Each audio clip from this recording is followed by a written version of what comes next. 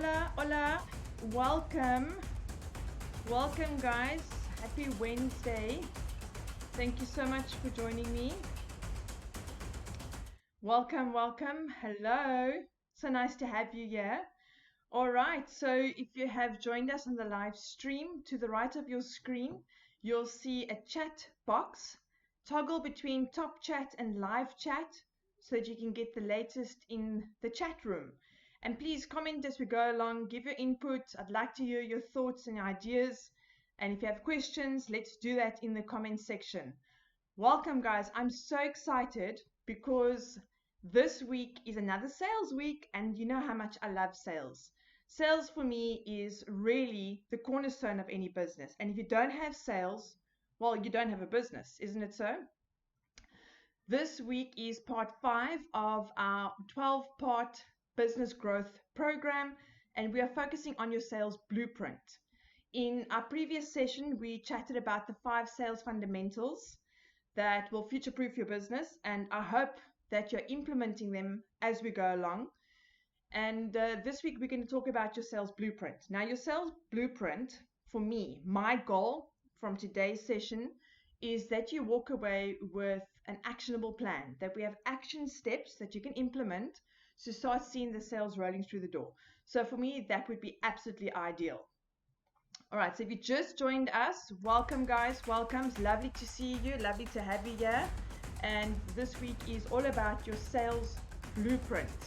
Very exciting for me. And again, an exciting topic because, hey, I love sales. Let's get stuck right into it, shall we? Okay, so before we understand what the sales blueprint is and before we walk away with an action plan, I want us to really understand what is sales basics. And sales basics is your inbound and your outbound sales. Ultimately, what we want to do, and the best case scenario, is to marry inbound with outbound. So to take elements from the inbound side and elements from the outbound side and bring it together. You'll know that I always speak of the human to human, so the H to H, and people buy from people. We want to make sure that we build those relationships, that we're authentic. And in order to do that, we need to take elements from each side, from the inbound and the outbound side, and make it work for our target market. A little bit more about inbound sales. For me, that's ultimately pull sales. So what we do is we're pulling in the audience. We drawing them in with information. We educating them. We informing them. We are developing a brand, creating brand awareness. We are building that relationship, a very important relationship in sales. And all of these things will draw in our prospective clients. Now, things that we can look at that are inbound oriented sales will be things like blogs. It will be videos, and you'll know that videos are highly converting. Blogs can be very much selling, educating your audience. SEO, so we want to make sure that our website is found online, that our blogs are found online, that they are found by the right people. That's why we do SEO. Social media.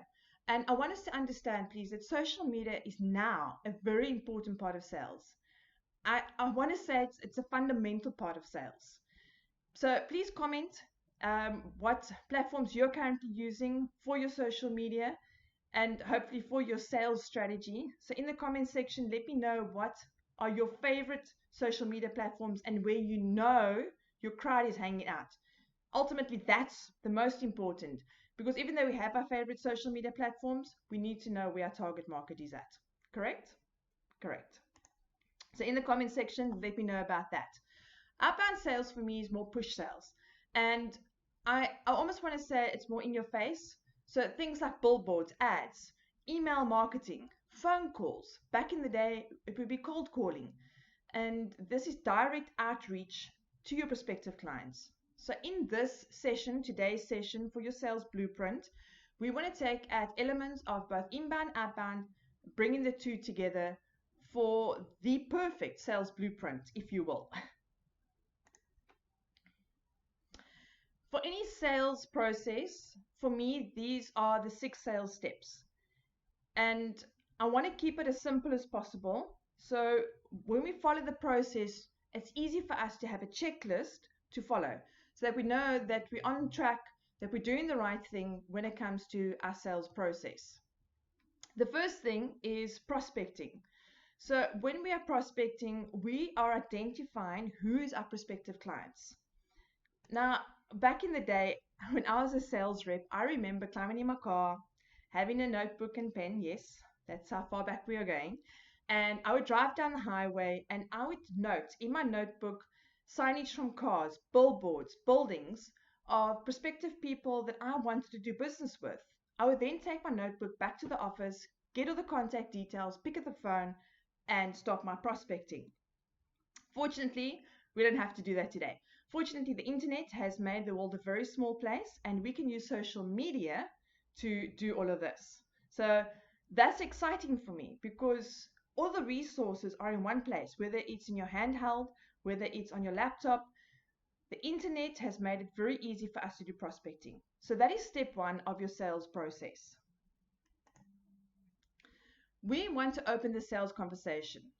And in this session, we're going to very much focus on this part of the sales process, is opening the sales conversation. I know, guys, there's some wallflowers in the audience that when you go to networking events, you're too shy to approach people and ask them leading questions. So not open and no answers, open-ended questions to engage them in conversation, to understand what they're doing and to identify whether what you have to offer will be a good fit for them. Obviously, all of this in a flow of conversation. And I know that for many of us, we get stuck in that part. It's difficult for us to open that sales conversation. We are going to give you some action steps on how to break the ice and get the sales conversation going online. So we're going to make it easy for you. Really. That's the whole idea behind all of this. Do you know what are your prospective clients' needs and wants? And yes, needs are very different from wants, and we can create opportunities and sell into opportunities. But it's very important that we understand what is the pain that our clients or prospective clients are experiencing. Where do their frustrations lie? Because the moment we can understand that, it's easier for us to present our solution to them, which is the next step in the sales process. So we want to present our solution. Now, there's many ways of doing that. We can do it through a proposal. We can do it through a webinar, a podcast, a digital meeting. We can do it in an in-person meeting. I know that many of us like to have coffee dates. So you want to chat with your prospective client over a cup of coffee, get to know them better, because you want to make sure that you bring in the right energy, the right culture into your business. In the comment section, guys, please tell me, what is your favorite? What do you prefer to do? Digital meetings, in-person meetings? Do you prefer to have first a digital meeting before you have the in-person meeting? I would love to hear your thoughts on what works best for you. Again, we can have a checklist, but it's not a one size fits all. So certain elements are going to work for some of us and others not. I'd love to hear your input and just get a feel for what works for you. The next step in the sales process is to handle questions and objections. And I want to encourage you, when you are in the sales conversation, is to get the prospective client to ask as many questions as possible. We want to make sure that we understand really, really well what it is that they need, but it's a learning curve for both sides. So remember, with every engagement, there are lessons to be learned. There's a learning curve. So we'll understand better what it is that the market wants from us, and we'll understand better how to present it. So get your prospective clients to ask questions. It's a good, healthy thing. Okay. The next thing is to handle objections. And you'll know that I'll always say, let's handle objections before they're raised. Before the prospect knows that he wants to object about anything, let's manage it.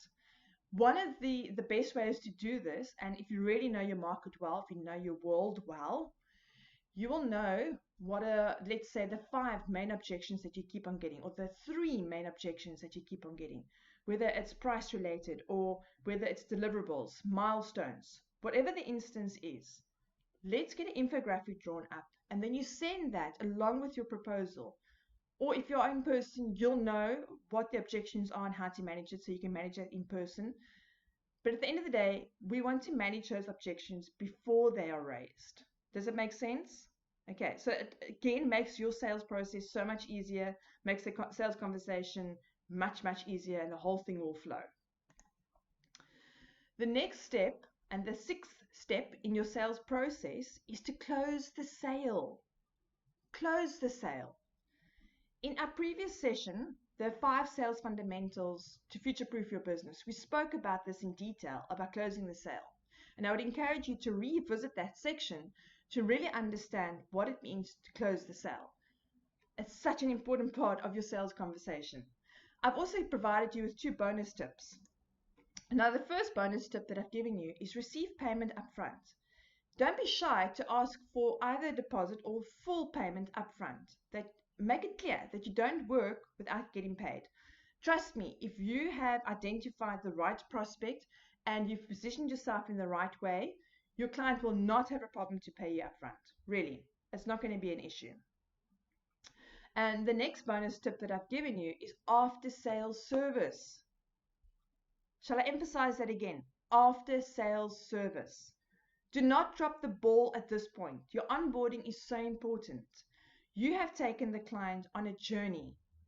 There's an experience that they've had with your brand, with you, your team.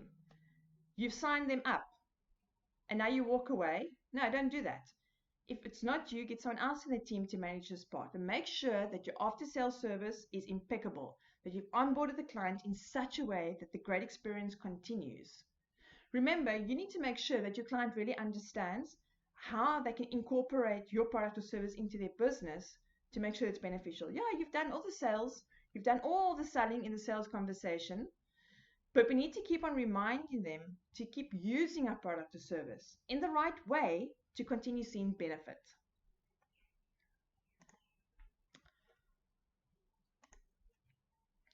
Okay, guys, are you still excited? Are you still with me?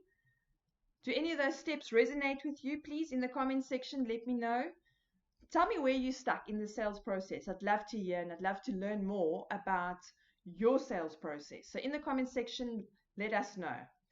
All right, so now we're going to look at email marketing. Now, email marketing is more of an outbound outreach sales campaign, which is cool. I'm happy with that because it's a way to get your prospective clients' attention. It really is. It's waving your hand and saying, hi, I'm here. You know, we want to do business with you. Take note. But you'll see with everything that we're going to cover today, everything first and foremost is non-salesy. Okay, first and foremost is engaging in a personal level, on a human level with our prospects, and then eventually moving into that part of the sales conversation. There's an interesting statistic that says 35% of all emails sent in an email marketing campaign are open based on the subject line. It's so important that you do a little bit of research to make sure that your subject line converts.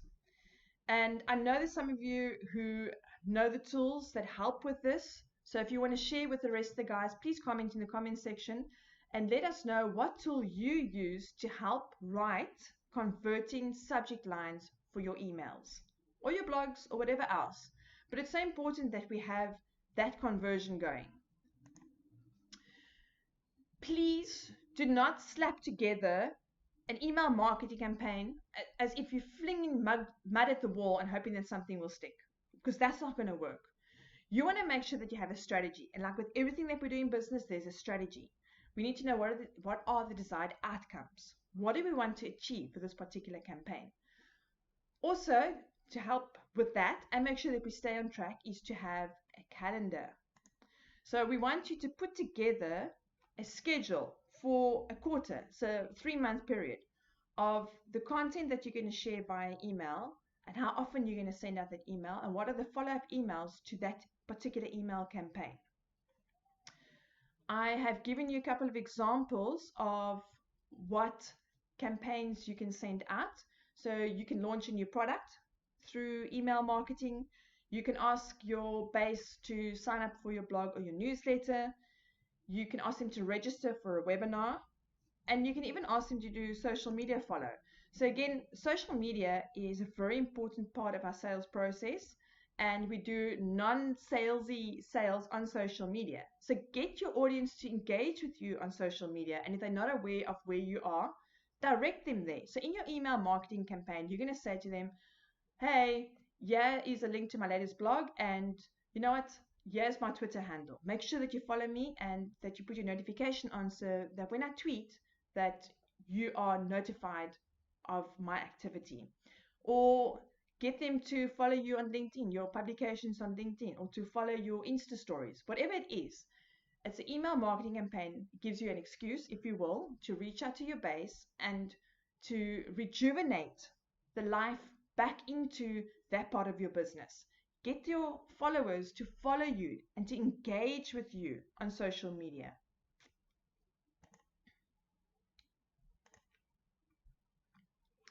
Now we're going to look at your action steps for your email marketing campaign. The first thing, and it's probably quite obvious, I hope, is to build your list. Now, how do we do this? We have a couple of options. We can have a CTA, and those who don't know, a call to action, a CTA on your landing page or your blog. Now, the call to action would be either to sign up for notifications on when the next blog has been published or your newsletter.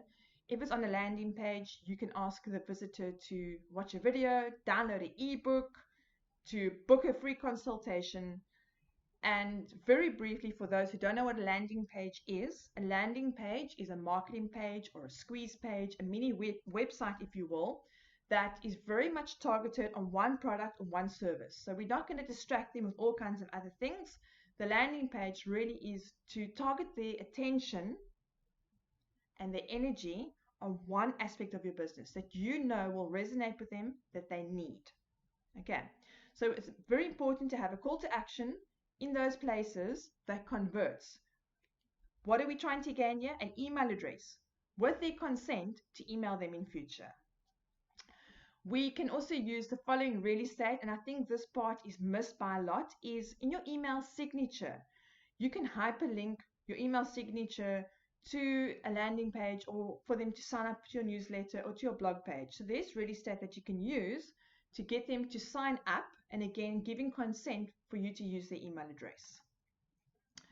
Ooh, business cards, business cards, business cards. How many networking events have you been to and you've been given a business card and it's lying in a drawer and it's just lying there and nothing's been done with it? Another great way to start your email list is to scratch out all those business cards and to outsource that part. You don't need to go and update this information, but to get a virtual assistant or your assistant, whoever, to take this information and put it on a spreadsheet for you. Ta-da! And there you have an email list. And another thing that you can do is host an event. Like we are doing right now. You could have a webinar, you could do a podcast, you could do a survey, whatever it is. Get people to sign up and register. And again, this is a way, and it's a great way, by the way, to build your email list. Cool. Guys, are you still with me? Are you using anything of these that I've said? In the comment section, let me know if you're already doing this. If you are, I would love to hear your conversion and the kind of sales that you're getting from your email marketing campaign. So please do share in the comment section. I'd love to hear about it. What are the next steps in your email marketing campaign? Now we've got your list, it's been built. We need to make sure that we have a strategy behind our email marketing campaign. So we need to understand what is the desired outcome. What do we want to achieve with this? Do we want to get direct sales? Do we want to increase our followers? Do we want to create awareness? Do we want to establish ourselves in authority? These are things that we need to ask ourselves before we put together this campaign. Make sure that your list is clean, please, and that it's segmented. And by clean, we mean that it is, I almost want to say, verified email addresses. It's people that have given consent for them to be emailed. In South Africa, we've got the POPI Act, and abroad, the UK, Europe, we've got the GDPR compliancy. Make sure that you fit in with both, that you're compliant with both. Please, we don't want to step on toes. We don't want people to block us and see us as spam when all we're trying to do is add value and show the benefit of our product or service. So please make sure that your list is clean. By segmentation, I mean, and wow, this is broad. The spectrum is huge. So we could look at industry. We could look at gender. We can take a look at company size. We can look at segmenting your list to these particular people have shown interest in product A, and these people have shown interest in product B. For example, if we look at Woolworths and they do email marketing campaign, are they going to send baby products to a male working executive? More than likely not. More than likely they're going to send that to a mom and grandmothers. They're not going to send it to teenage girls. And so we want to make, and not teenage girls, millennials, for example. So we want to make sure that we segment our database for the information to be relevant to the recipient. Okay, I'm not going to want to receive an email on boat parts, because what am I going to do with that? But I'm very much interested in receiving emails on tours that you can take around South Africa, because I love to travel, as an example. So make sure that you segment your list, that the people who needs to see the information will see the right kind of information. Okay, here we have a clear subject line again. So if you are using a particular tool where you are wanting to engage in that kind of level with your audience, make sure that your subject line is clear. And I don't mean visible. I mean that when we read the subject line, we know what the email is about, and that it draws me in to open the email. So make sure that it's converting, that it's engaging, and that in my busy inbox, that your email stands out. Guys, the marketplace is crowded. This marketplace is so crowded. Inboxes are crowded. When you do email marketing campaigns, it's so important to make sure that your emails convert. And we're going to look at it now, times that you should schedule this for. But one of the things to look at is the subject line to make sure that it's engaging and converting. If you scroll down your eyes to the bottom of the screen, you'll see that we speak about using short sentences only. This is also part of the converting part of your email campaign. You don't want to send a whole thesis on your email. You want to use short sentences. You want to have a short-ish email, maybe with an image or two. And the idea behind that is that you appeal to people who are busy, that are going to scan through the email, pick up one or two elements, and from there, make a quick decision whether they want to engage further or not with you. Okay, so it's important that we stick to a very short format when it comes to this. Make sure that you have an opt-out or an opt-in even in your email. And again, this is to do with POPI compliance in the GDPR rulings in the Europe and UK territories. Please, please, please proofread your content. Read it out loud. Read it out loud a second time, a third time. Get a second person to read your content. Get a third person to read it. But make sure that you proofread your content. Try to avoid sending out anything with grammatical errors or spelling errors. And in the same vein, make sure that all the links in your email work. So if you've hyperlinked to your website or to a landing page or to a social media page, click on it, make sure that it works. Please personalize your email. Don't say dear sir or dear madam, because you know what? My brain is going to shut down immediately and I'm going to close the email and delete it. Okay? Personalize your email. That's all I ask, is to use that person's first name. And you don't even have to say dear. You'll see my examples that are coming up. I say hey or hi. We are allowed in this time and age to be a little bit more informal with this kind of engagement, and it's completely acceptable. Steer clear of dear sir and dear madam. Okay. And again, yes, short sentences only, so short content pieces in your email campaign. Then what is the final action that we're going to take when it comes to our email marketing campaign? Test the sending of the email. So make sure that it works. Before you do the bulk send it to one or two of your own email addresses. Make sure that it works. Again, make sure that the hyperlinks work, that the email reads well, the images come up, that it doesn't go to the spam box. Make sure that it all works before you do the actual email send.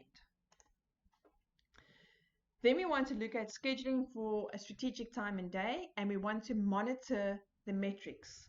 I will go through shortly the strategic time and day part, Let's focus very quickly on the metrics. So we want to make sure we have access to data. This is a very important part of our campaign to make sure it's converting. So we want to see, number one, how many emails were sent out, how many emails bounced, how many emails were opened, how many emails were read, how many links were clicked. Okay, so this kind of data is important because it will help you to understand that your targeting is right, that the information, the content that you've shared in the email is spot on with the audience that you sent it to, that you sent it at the right time and day, that ultimately what you're doing is converting and it's getting the results that you want to achieve with this campaign. What are we doing here? We are building your sales pipeline. So remember, all of this that we're covering is to help you with your sales blueprint, is for you to go out and to action this to get sales in the business. No sales equals no business. Please, sales is the cornerstone of any business, and it's fundamental that we understand all of these parts to make sure that our sales process works seamlessly. But also, I want you to enjoy it. I want you to have fun when you're doing sales because it is such a fun thing.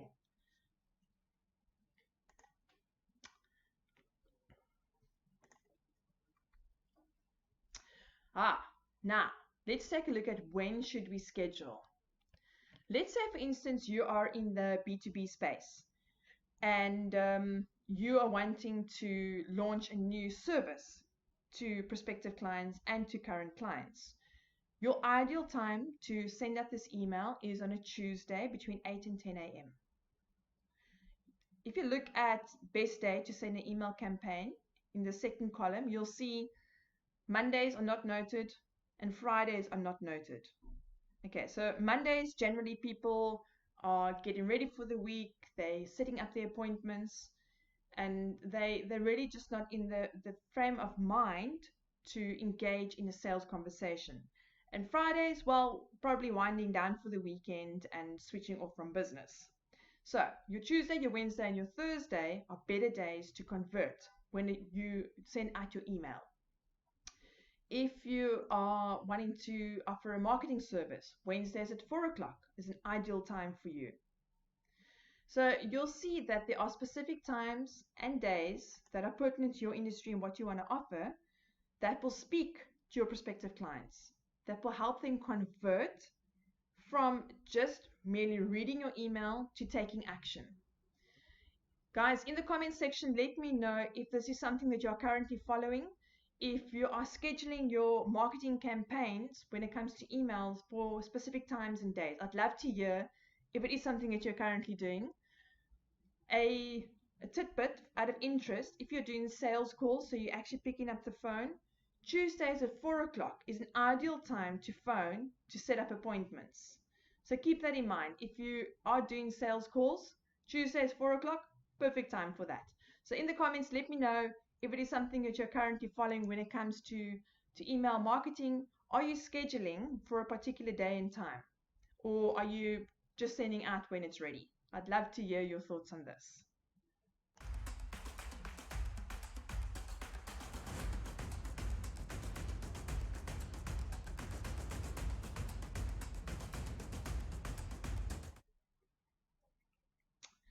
Cool.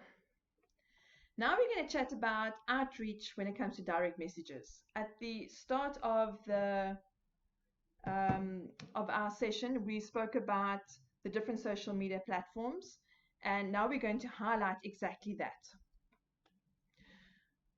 I know on all of these platforms there's so many opportunities. So we have boost post, we've got ads, paid ads, we can do blogs and publications, we can do videos, we can do company pages, and on Facebook we can do groups and business pages and all kinds of goodies. But what I'm speaking about here is specifically geared towards the direct messaging part of these social media platforms. So I've highlighted a couple. We've got Facebook Messenger, we've got WhatsApp messages, which is becoming a big thing when it comes to targeting your market. There's LinkedIn InMail, there's Instagram direct message, there's Twitter direct message, and there's Telegram Messenger. So there might be one or two that you've not heard of. That's okay. We don't have to use all of them, and there's only specific platforms that would be ideal for your market. if you understand your positioning really well and you understand your target market really well, what their problems are and the pains that they face, then you'll know exactly which platform to engage with them on. So if you are in the B2B space, LinkedIn is hands down the best space for you. If you are product related, LinkedIn is fine, but Facebook might be a better option. And in fact, WhatsApp, an even better option than that. So based on the homework that you've done and the research that you've done, when you understand your target market and where they hang out, you'll know which platform to focus on. I've only highlighted a few here. I'm not going to go through all of them, but the principle is pretty much the same for each one. So I have now given you an example of an outreach email. I'm going to read it for you. It says, hey, first name. So note, no dear sir or dear madam. Hey, first name. Congratulations on your recent, and then you can say round of funding or promotion or your achievement or your article in the newspaper. What you're doing is going to impact your industry in a major way. I look forward to seeing how you improve it. Cheers, and then your name and title. So what do you see from this example? It's not salesy. It's authentic. It's a genuine interest in that person. You have taken a concern in what they're doing. You've taken interest in what they're doing. You're not selling anything. You are reaching out and you're saying kudos. You're saying, hey, compliments, well done. I see what you're busy with, and I'm really keen to see where you're going to progress from here. So let's support each other. We as entrepreneurs, we should really, really support each other. The ocean is huge when it comes to business. There's enough business for everyone. So we can pay each other on the back. It's okay. You're allowed to. All right. Our next email example is this one. And I'll read it. It says, hey name. And then you can choose whichever product or service that you want to address to that person. Say, hey Linda, your whatever service is amazing. I forwarded to a few of my contacts who I think could benefit from your service. When I was looking at your site though, I noticed an error. It's a relatively simple fix. Would you like me to write it up so that you can share it with your web team? If this is a priority, I can also get on a call. And then regards, your name and title. I love this email example. I think it's brilliant. One, you are telling the person, your prospective client, that you're doing research. So you've taken a keen interest in what they're busy with. You've done your research on them. You've read up on their website about what they're doing, who they are, what they're busy with. So that's a nice check for you in the prospective client's mind, because you've taken an interest and you've taken the time to do a little bit of research on them. The second thing is that you want to help. So you might have noticed a grammar or spelling mistake on their website, maybe a button that doesn't work or an ebook that doesn't load, and you can let them know about it and ensure that the experience going forward for other visitors is great. So that's kudos for you.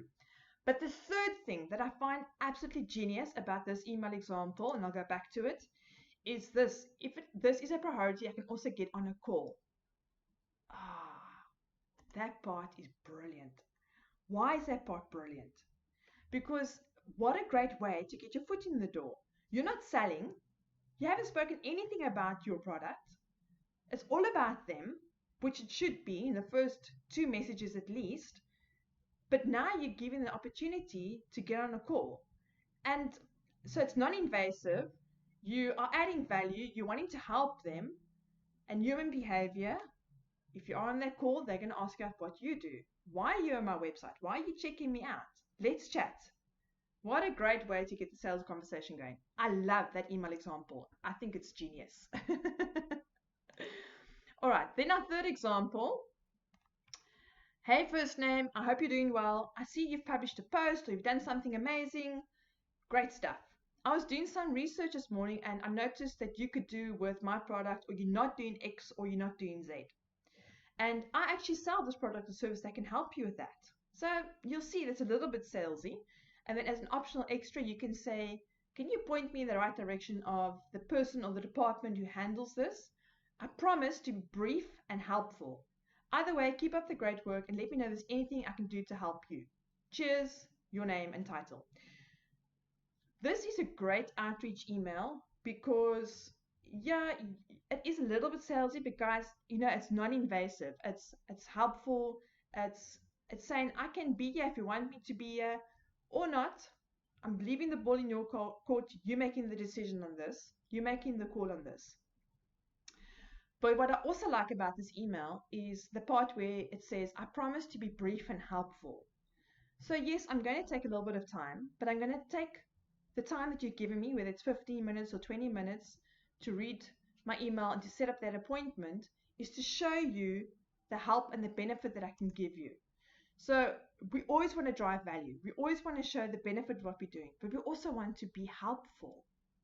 We want to help others. And if our intention is to help others and not get anything from the transaction, that's also great. We're going to go through a principle just now of something in that vein, which I also love, and I want all of you to start implementing. And, if we start showing others that we want to help, the power of reciprocity is absolutely amazing. It's such good karma. But I want you to do it with good intention. So in the comment section, I want you to chat there amongst yourselves and also let me know if this is something that you're already doing in your business and maybe you didn't realize it, you didn't notice it, but now that we've spoken about it, we've highlighted it, and you can say, oh yes, but Karen, this is something that I am doing. So in the comment section now, I want you to leave a comment there and tell us if it is something that you're implementing, and that something is, are you being helpful to your prospective clients? We'd love to hear your thoughts on that.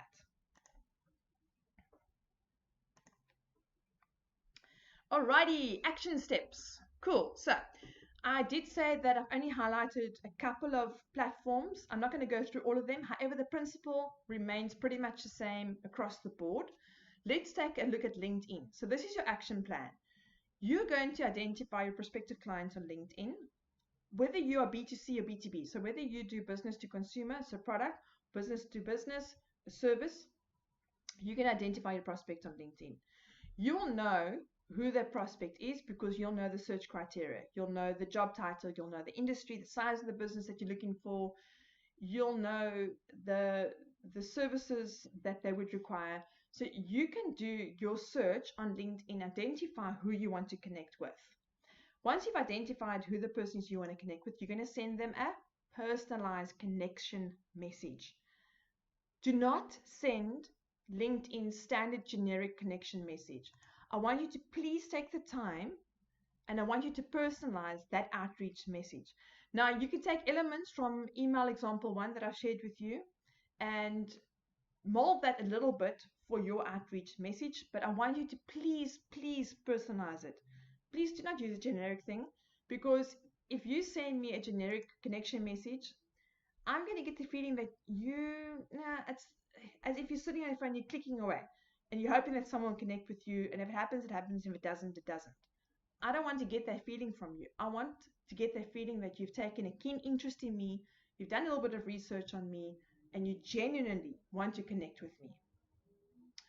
Now this prospective client is going to connect with you. Okay, so you can now go ahead and say, thank you for connecting, and send your next message. I'm happy for you to take elements from email example 2 and send that. Now the power of reciprocity comes in. Because you've made it all about the other person in the first 2 messages, they're going to feel obliged to ask you more about what it is that you do. So again, you'll notice from our outreach that we're not selling. It's very much showing value. It's pull sales. We're drawing you in, we're educating you, we're showing you the value, we're creating awareness, we're showing you that we are authority in our space. We are not selling. Okay, so now we are 3 messages deep into LinkedIn. Guys, you've got the sales conversation going. Isn't that awesome? You've got your foot in the door. So now you can go ahead and ask for that sales meeting, the digital meeting. You can ask for that cup of coffee. Whatever it is that you want to achieve, you can go ahead and do that. Here is the principle that I mentioned. It's the Gary Vee principle. I call it the Gary Vee principle.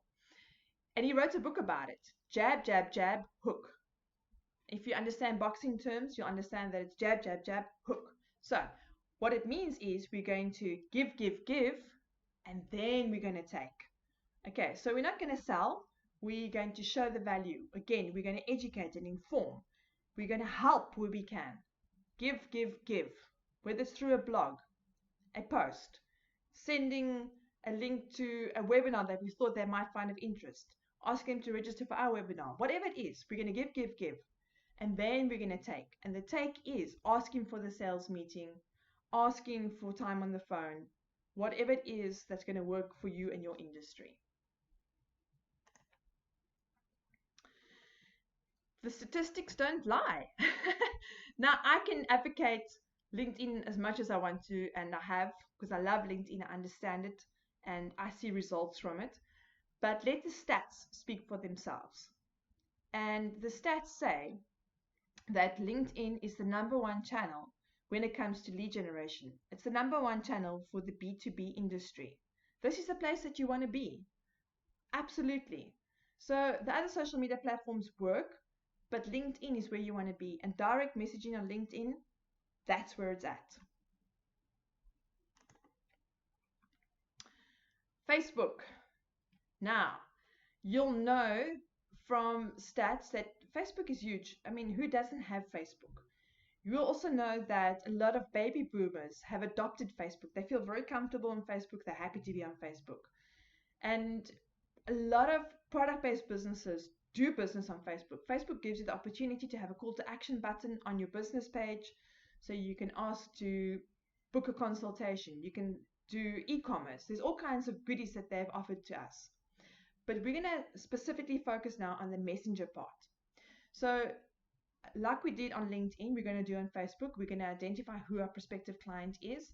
You'll know the criteria behind that. So you'll know how to search and who it is that you want to target.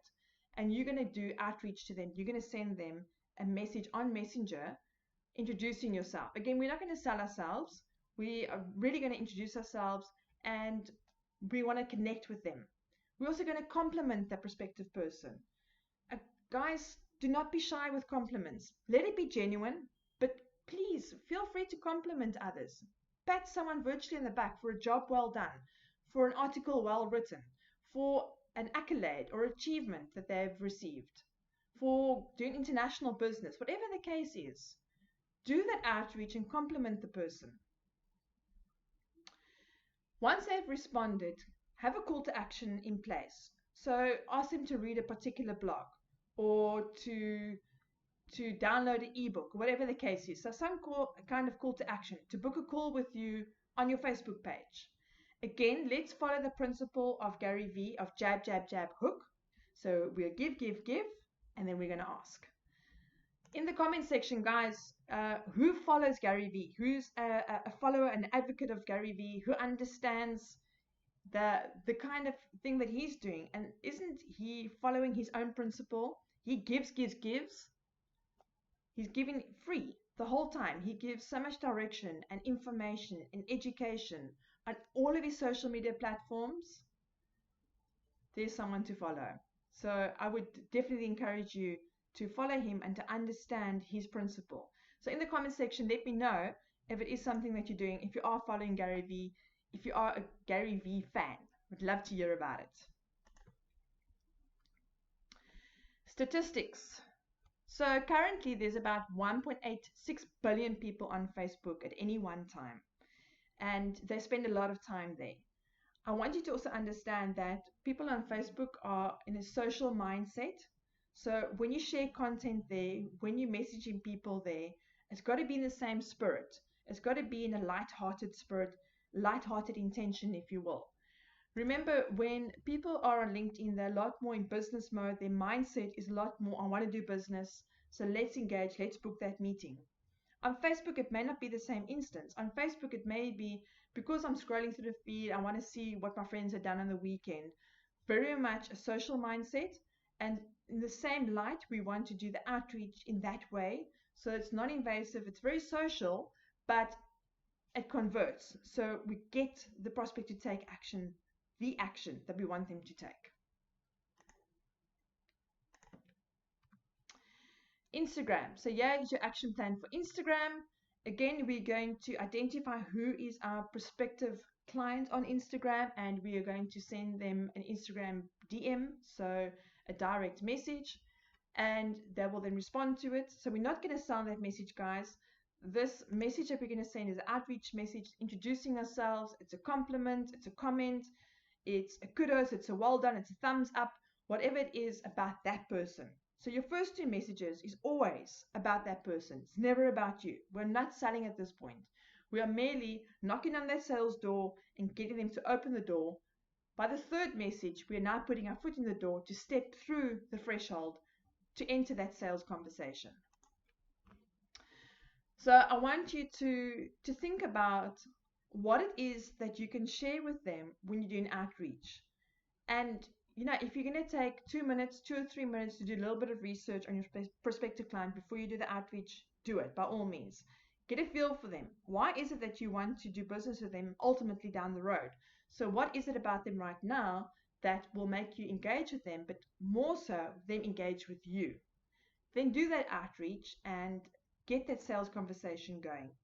Follow Gary Vee's principle of jab, jab, jab, hook. Give, give, give, take.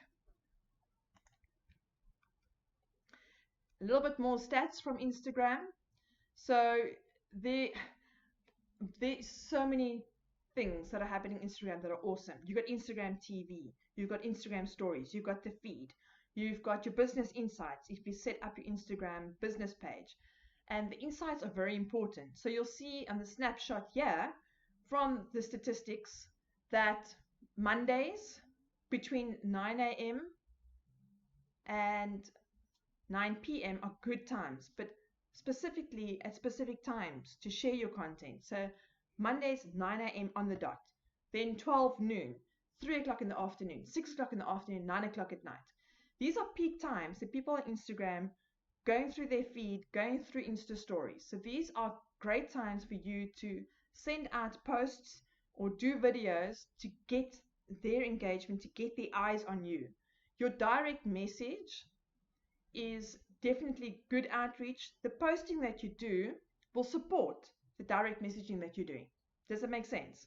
Okay, so you still need to post, you still need to share great content, you still need to educate your crowd, but this will help support your outreach when you do direct messaging. And then if you look at the statistics, you'll see this particular audience is between the ages of 25 and 34, and it's predominantly women. Okay, so that will give you great insight into the kind of content that you should be sharing. For instance, on Instagram, that if your audience is predominantly women, that you use certain kinds of images, certain colors, certain kinds of words, and particular hashtags, that you post at a certain time of the day, and that your content is relevant to that age group. So again, you're going to share pertinent information on your social media platforms always, but rather post less with quality and great engagement than posting all day with no engagement. Very important, but also make sure that what you're posting will support your outreach when you do the direct messaging.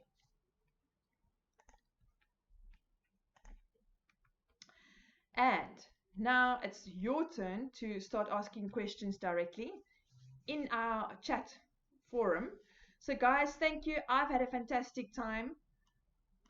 As you can tell, I love the world of sales. For me, this is where everything happens. This is where business happens. It's in the sales realm. And if I can help you take actionable steps to get your plan going, to get your action plan in place, to have a strategy, to know where you need to go, to have a checklist, if you will, then I am ecstatic.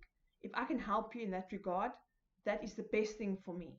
So make sure that you put together your sales blueprint. Again, what I've shared here, take elements from it. You don't have to use everything. Use what will work for you and you know will work for your crowd. Put that plan together and start your outreach. Diarize time in your diary. If it's 20 minutes a day, if it's half an hour a day, but do it. Have your own content schedule ready daily of the kind of outreach that you want to do. But also in the forefront of your mind, know what you want to achieve. What is the conversion that you want to achieve? What are the results that you're looking for from this campaign, whether it's your email marketing campaign or if it's direct messaging on social media platforms?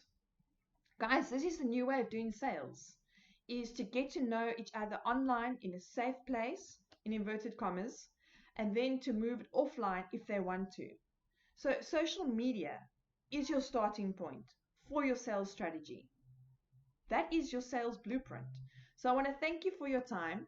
Let's move over to the Q&A in the comments section.